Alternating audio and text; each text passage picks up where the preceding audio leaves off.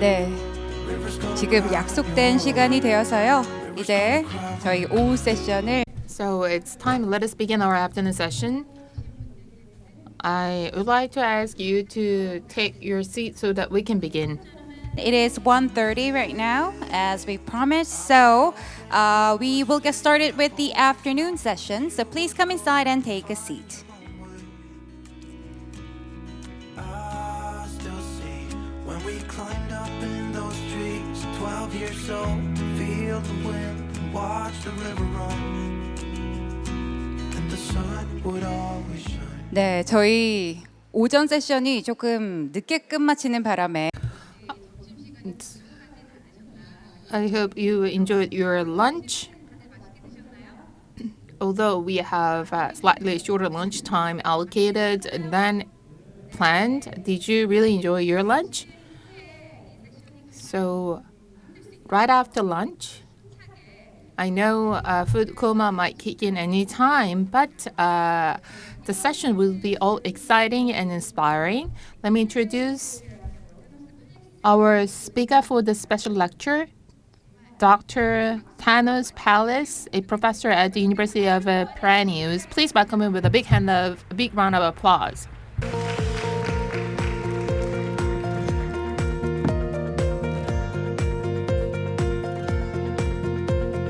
you have another podium over there.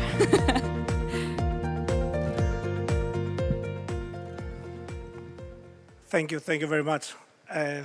Thank you. It's an honor being here with you today and having some time, having almost half an hour, to discuss something which is going to disrupt the linear progression of things as have developed already. We're going to talk about circularity. We're going to talk about a concept that it's a bit odd comparing to things that we have learned to discuss. But I think that it's a very timing period to discuss about circularity.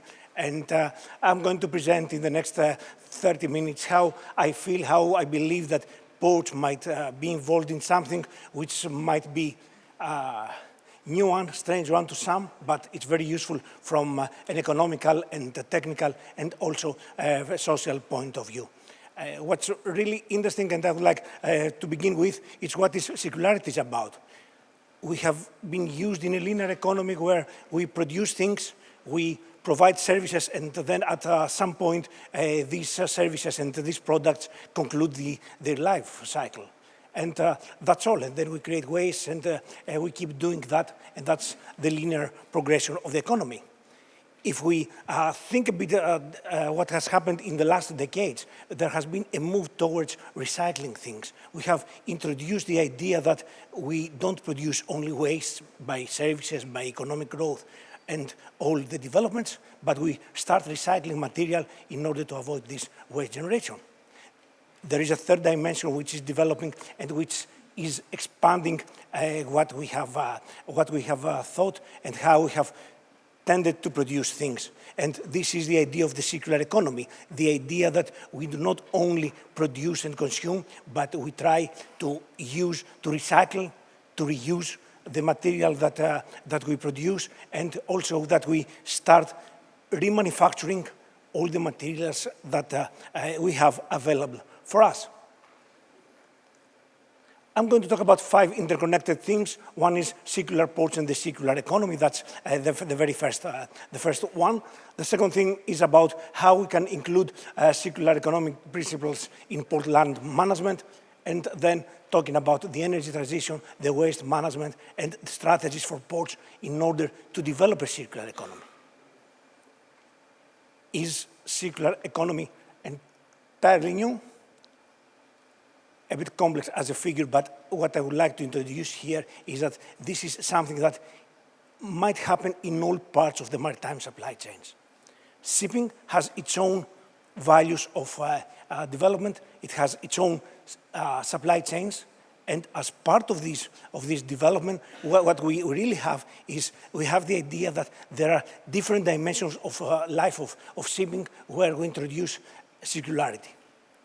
Take, for instance, how the shipping lines cascade vessels. When it's not useful when a vessel has concluded its life cycle in one trade, it goes to another. How we reconverted bulks to the first containers. So there is some circularity that is happening spontaneously because of business needs, etc. Take, for instance, containers. Container itself is the very essence of circularity. We use the same container for 15 years. We clean the containers, we reuse the containers, we maintain the containers. The whole idea is a very circular idea until the end of the life. We try to expand the life of the product rather than use one container, creating waste and so on. That's the very basis, and that creates the background for the port industry. Something more about shipping, 2 examples. There is a more intense effort to include circularity in the shipping industry.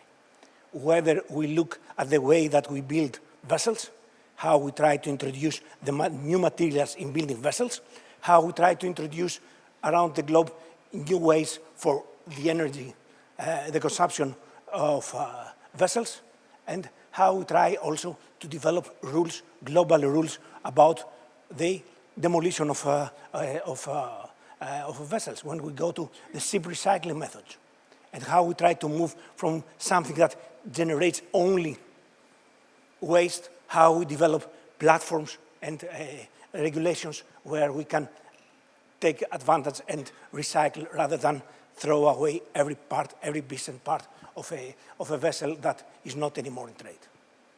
That's the background of shipping. And I would argue that, because we want to talk about ports, that what is really interesting, what is really important, is that there are real drivers, there are incentives for ports to develop a circular port strategy. Take a look. We have, for instance, in the drivers, it's new activities. It's the idea of attracting new activities, businesses that are part of this much needed socially sustainability movement, and many businesses that are interested in being part of this economy. There are drivers like the idea of implementing new technologies, and new technologies are there and offer opportunities for going towards a circular economy, towards the idea of reusing, of recycling, of remanufacturing the different materials that end their life cycles. How do we treat a crane that has finished its life cycle? Do we just throw it away, or we try to invent, develop processes, product processes that we can keep using it or parts of it? There are incentive mechanisms. As a society, we move towards more interest in a sustainable future. We always introduce incentives for businesses to be more sustainability friendly, eco-friendly, or whatever term you prefer to endorse. We have this development, and that's really critical. And also, we have rules that develop, and we have compliance. The need for ports to comply with rules that emerge at international or regional level about sustainability and about circularity. Is that easy to apply? Is that, in principle, everybody would say, okay, fantastic idea, we can apply that. But is it easy to apply that? I would say no, it's not really easy, because we need different dimensions. We need different organizational structures than the existing ones. We also, at the same time, we need to bring together all stakeholders in developing this approach. And also we need capital and infrastructure. These are critical parameters that are needed in order to develop circularity in the port industry. For ports, there are 2 different dimensions. First of all, endorsing a circularity approach means that there is one part of how do we do business as ports? How do we develop business? And here the idea is how we develop business in a way that we have the same output using less input.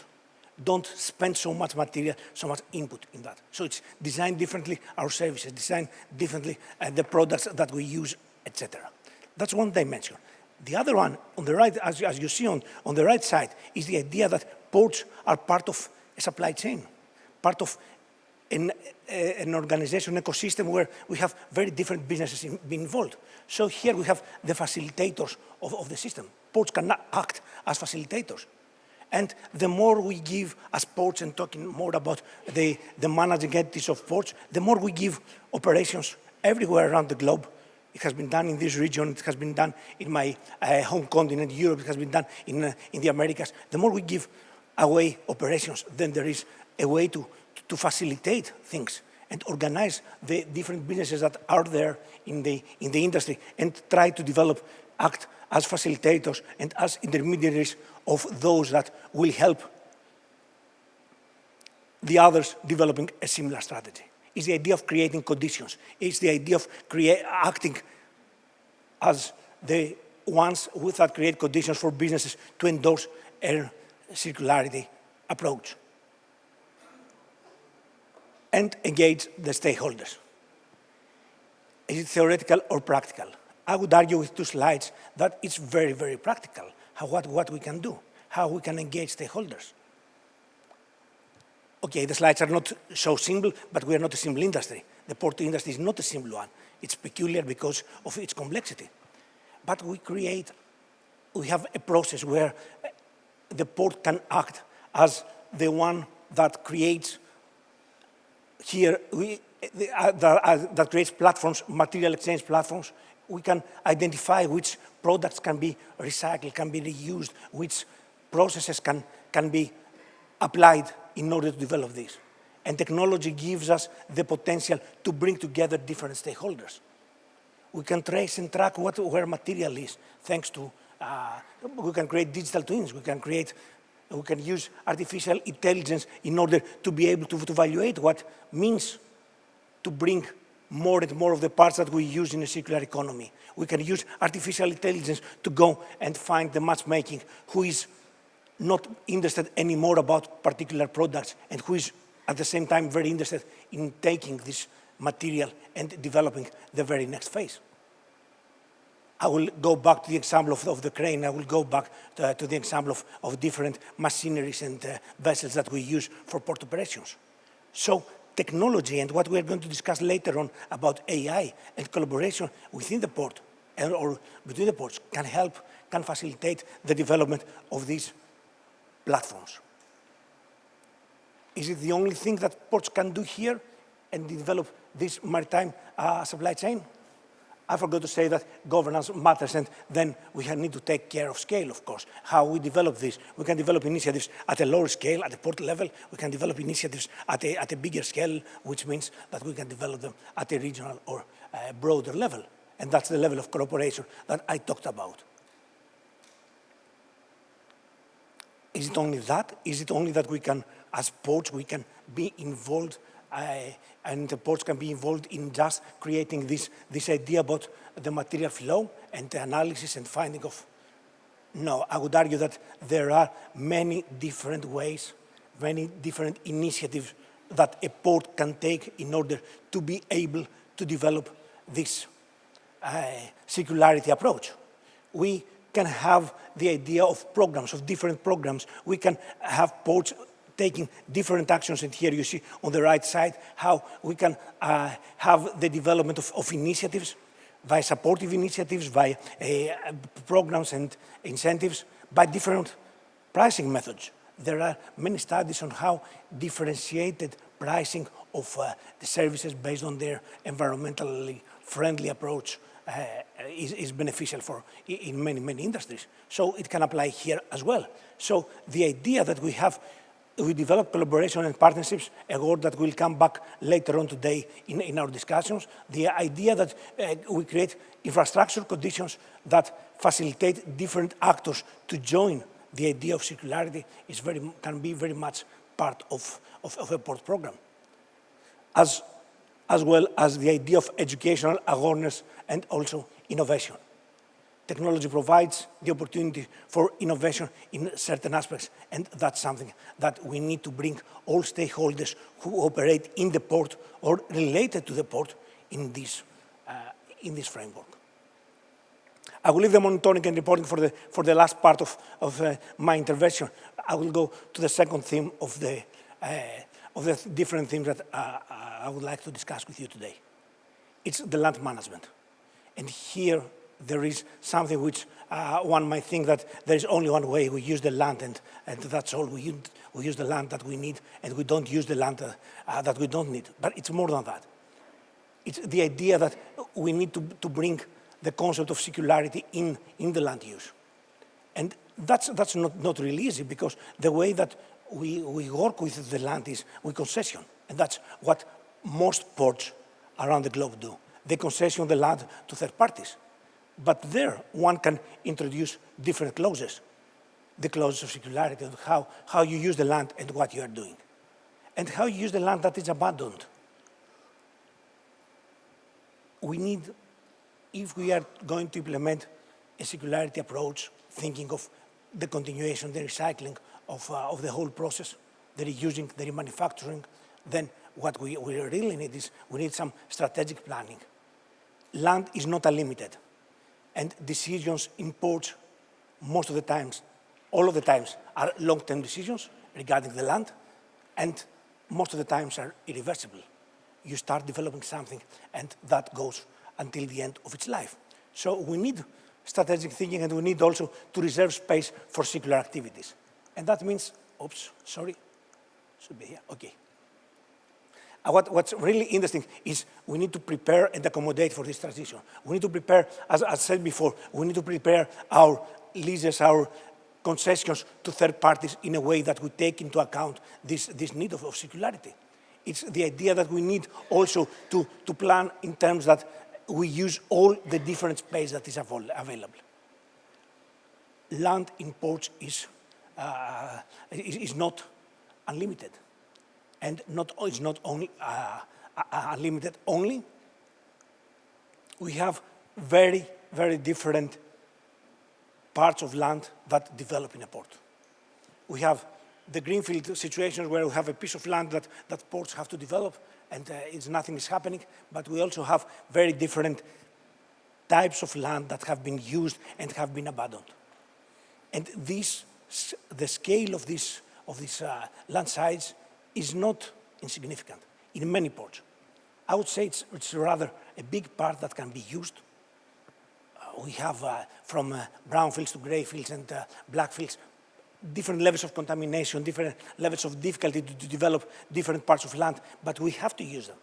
We have to think of how we manage this land. We don't have to use only the ones which are terminal development friendly places, etc. We need to take care of the whole port zone and start thinking of how we can reintroduce life in these parts. For some, public sector involvement is essential. For others, private sector interest is obvious, depending on the situations. But we need to bring this in. And also we need to consider how we treat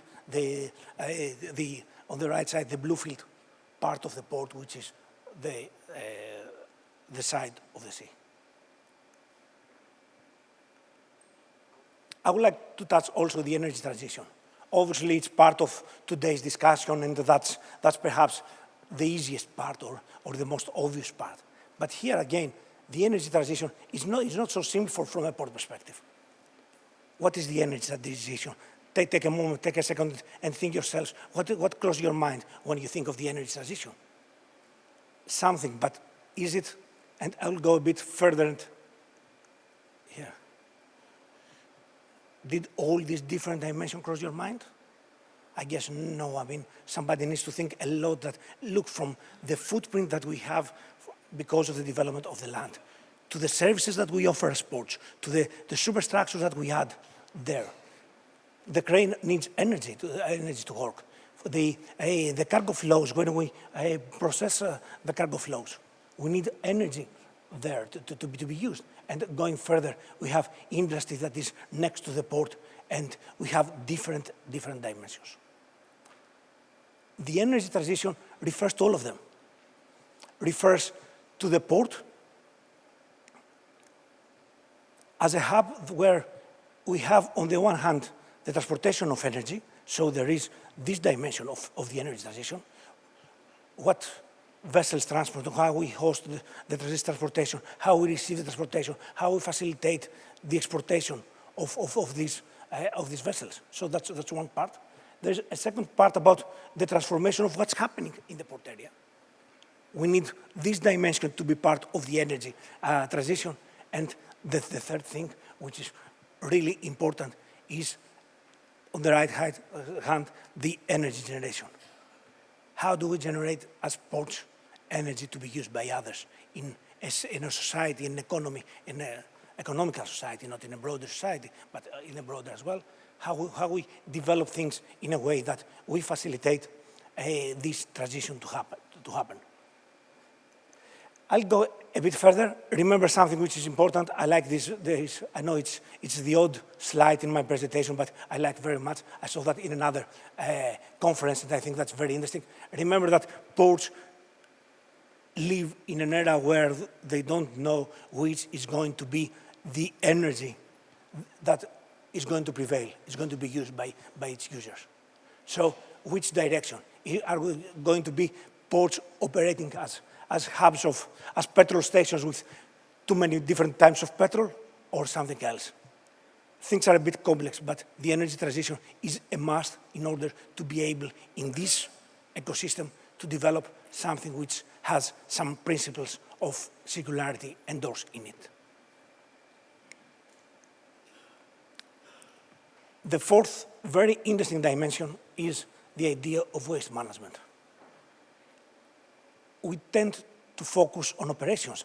Fair enough, we tend to focus, like this morning, on how our clients are behaving because we provide services, and we need to focus on how we behave to be efficient and effective in providing the operations. Fantastic, but then whatever we do creates a mass of waste. We construct terminals, create waste. We dredge our port, we create waste. We operate our cranes, we create waste. We develop transportation systems, we create waste, and we use waste. And our clients, the vessels, create further waste, whether it's this or that or the other, they bring them in the port and they want to dispose at the port. There is discussion at a regional level, at the national level, about how we treat the waste, how we create an hierarchy, how do we know what is disposed at each port in a way that it's sufficiently treated, in a way that we are able to segregate different waste and create different mechanisms for handling that in proximity to the port, in proximity to the location. But that's one side of the coin.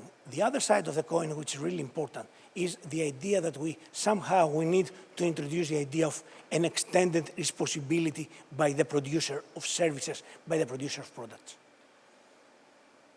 What we see here is that most probably in the what we could call the old days, the consumer, the producer would finish in the three first lines, giving something consumption and then finish its life cycle and discard it.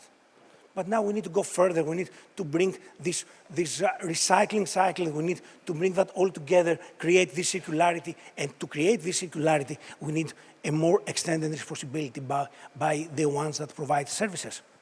And here we go back to who is providing services and how we operate and bring stakeholders in the discussion. That's the background. And I would argue that the three main examples, let's say, examples on the one hand, but also three pillars of circularity can be developed, and only if there is a strategy towards circularity. It's not a spontaneous act. It's not a spontaneous way to go towards that way. We have different markets. It's different when we have container ports, it's different when we have cruise ports, it's different when we have bulk ports, it's different when we have a port that is operating break bulk or whatever. Different markets, but also we need strategies, incremental strategies. It's not going to happen one day, but we need to engage as an industry in a transition where from the very conventional port where we have little, if any, interest in such dimensions, we go towards a transitional port, and that's a phase where it's worth going. because for various broader reasons that we don't have enough time to explain, but obviously crosses the minds of all of you, this idea of circularity and this idea of not keep producing unlimited waste for the planet is going to be more and more in our business agendas. So the idea is that this can happen through strategies, can happen at different paces in different types of ports, because there are different needs, different services, different situations. But the idea of going from having minimal or any, or if any, interest in circularity, we need to start thinking of projects that will help transforming to this transitional phase, and afterwards reaching a phase where we have a full circular port, where we can take benefit of modern technologies and all the different dimensions, and develop in all different aspects, whether this is waste management, land use, or energy, or any other field, develop this circularity approach. It's a business. I'm an economist, and I had to bring a curve somewhere, a figure somewhere. So we have a business which, as you see on the left side, we have so many different players and so many industries. If each of them acts individually, we'll have a level of investments, which, as the right side says, it will be far less than the optimal level of investments in circularity. We need leadership. We need leadership in order to increase the collective investments, what all of us put in the system in order to go towards a circular economy. We might not reach the optimal, but we can be very close if we have enough leadership. And there, the port authorities of the world, whether they operate at big ports, at medium-sized ports, or at local ports, have the responsibility. It's the ones who can provide this leadership in a business ecosystem where we have all these different players. So many industries, they're next to us. They depend on ports, and society depends on their goods, thus society depends on ports. And we heard so much what a strike in ports would create and what a havoc it might create if it happens in one region, and what a global havoc, but that's another story. So in this industry, we need some leadership, and the leadership can be provided by ports who take initiatives, by ports who are able to monitor what's happening, and that's an idea that there are means, there are metrics, there are what we learn when we are at the university, KPIs, key performance indicators, to monitor the evolution of what's happening. It happens in some ports. It's worth happening in more ports, and that's really important. I will not go in details. We don't have unlimited time. But I will conclude with saying that it's not about doing, it's also about reporting, and that's another dimension we have. And as an academic, I have to say that we have so many studies that say that ports, compared to other industries, are not so transparent, as not reporting as much as they could. We need real, let's say, reporting by the ports, and also create awareness of the way forward that it's going to be sustainable friendly. There are initiatives here and there at different regions. There are some who already try to generate the interest and exchange information. I brought forward an idea of how this happens in particular regions. In Belgium and in Europe, there are initiatives. I invite you to go to this website about our circular ports, which is really interesting. And I will conclude with somehow great marketing. What you have seen is part of a work that we develop with some colleagues. We try to see what is embracing of circularity by the port industry and how this can happen. I also invite you to visit our website and check what else you might find about circularity. Hope that this generates some interest, and let's all hope together that moving toward a more socially responsible industry, we will see more ports engaged in circular related initiatives. Thank you very much and for the opportunity to be here with you. Thanks a lot. Well, thank you, Professor. And I think you also need more time for your lecture. Well, we will now open the floor for some questions. If you have any question, please raise your hand. We'll bring you the microphone. Yes, over there. Yeah, thank you, Professor. My name is Muhammad Iqbal from Indonesia, Batam. There is two questions that we would like to ask to you. Number one is, can you mention in which port that the best implementation of a circular port in the world? And number two is how big the impact in the operational cost? Of course, the capital expenditure will be increased, but how about the impact in the operational cost? Thank you very much. Sorry, The the first question?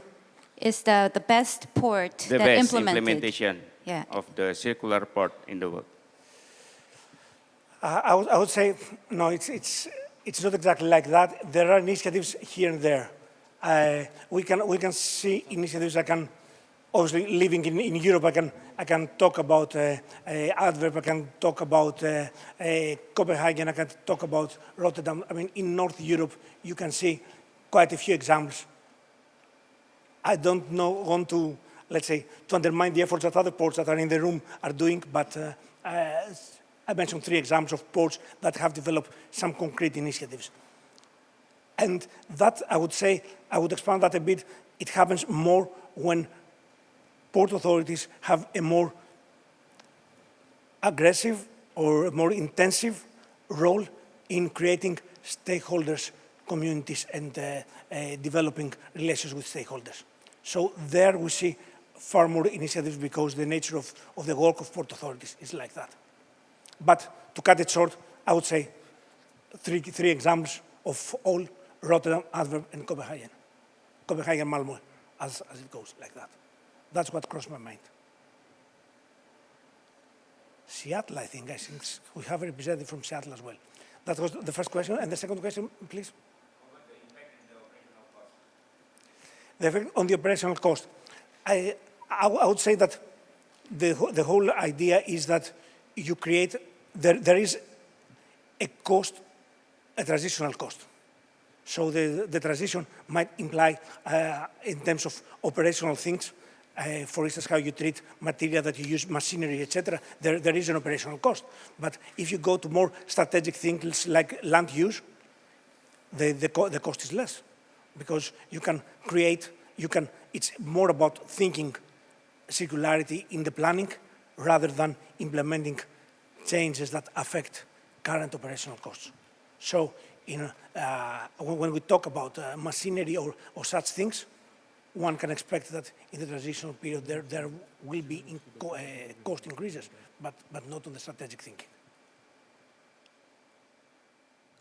Okay, thank you. And I was told that we can take one more question from the floor. So who is the lucky one to ask you the final question? Please raise your hand. We'll bring you the microphone.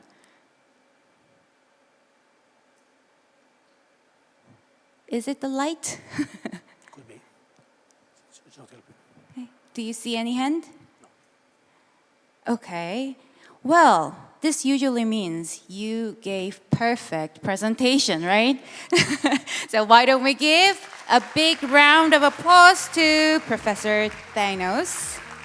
Thank you so much. 네, 감사합니다. 저희 이제 Thank you very much. From now on, we will have a 10-minute coffee break outside the hall. Coffee and tea is served. Please enjoy, and we will resume at 10 past.